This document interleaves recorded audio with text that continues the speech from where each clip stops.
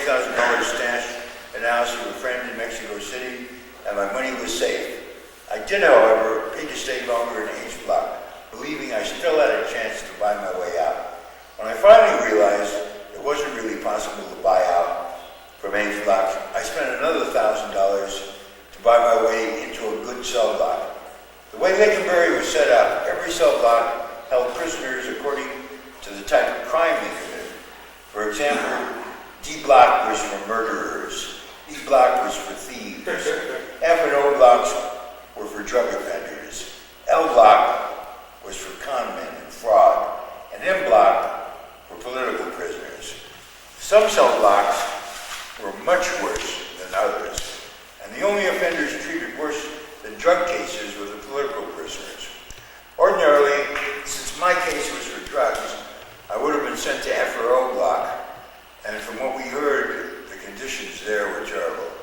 On the other hand, L Block was the con man's block, and was considered to be much better than any of the other regular cell blocks. It was one of the few things we heard in H Block that proved to be true, and I never once regretted buying my way into L Block. Lakenbury was a double-walled maximum security prison built in a slum area on the outskirts of what is now central Mexico City.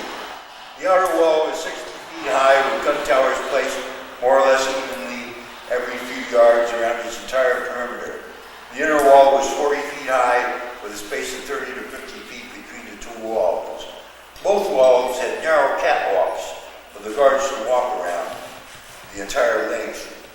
Between 10 o'clock in the evening and 5 o'clock in the morning, at exactly 20-minute intervals, every guard on the wall, one right after the other in succession going around the entire perimeter, had to yell at the top of his voice, "Alerta!"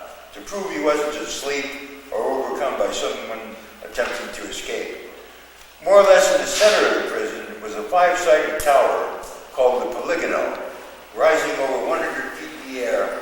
The top of this tower consisted of an ornate wrought iron gazebo that looked like a turn-of-the-century bandstand and housed a searchlight and a heavy machine gun manned by a crew of soldiers. The Polygono not only dominated the prison, but was the most prominent feature of the neighborhood. Looked like some giant phallus reaching for the sky.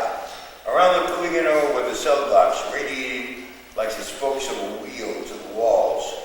The chief characteristic of Lakenbury's construction were massive thick walls and iron bars everywhere you looked.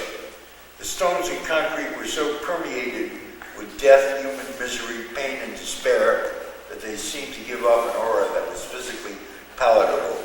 From anywhere inside, it looked so much like a prison it was almost a caricature of itself, and it was a living nightmare.